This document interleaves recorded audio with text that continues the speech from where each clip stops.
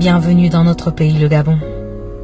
Ici, nous avons un territoire maritime appelé Zone économique exclusive, avec une riche biodiversité aquatique qui est presque aussi grand que notre territoire terrestre. Nous nous devons de la gérer durablement, de telle sorte à ce que nous produisions du poisson aujourd'hui, mais également pour les générations à venir. L'observation, la surveillance, le suivi et le contrôle sont donc cruciaux. Et si elles ont toujours été impossibles dans la zone où pêchent les thoniers, pour la première fois de son histoire, le Gabon est allé au-delà des 12 000 nautiques à la rencontre de la pêche thonière.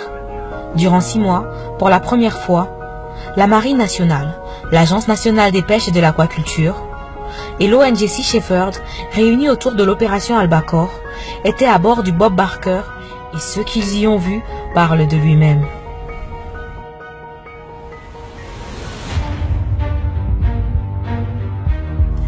Ce bateau est un thonier qui pratique la pêche à la Seine. Son but en venant au Gabon est donc de pêcher du thon, et principalement du thon jaune appelé albacore.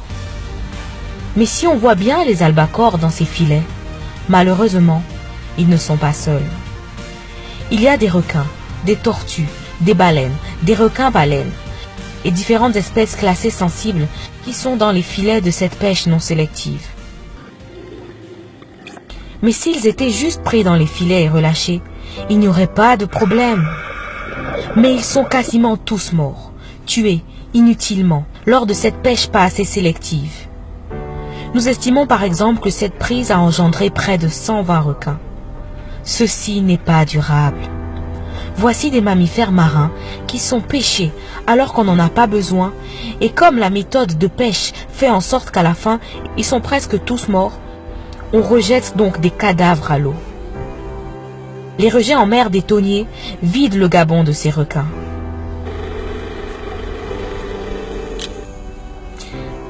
Le requin est vieux de 650 millions d'années et il est un top prédateur.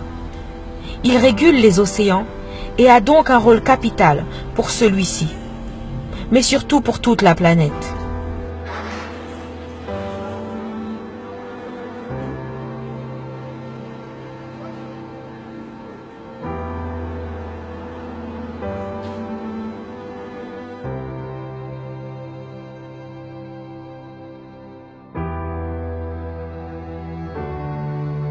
L'opération Albacore a donc permis le contrôle de 16 des 20 thoniers de l'Union européenne.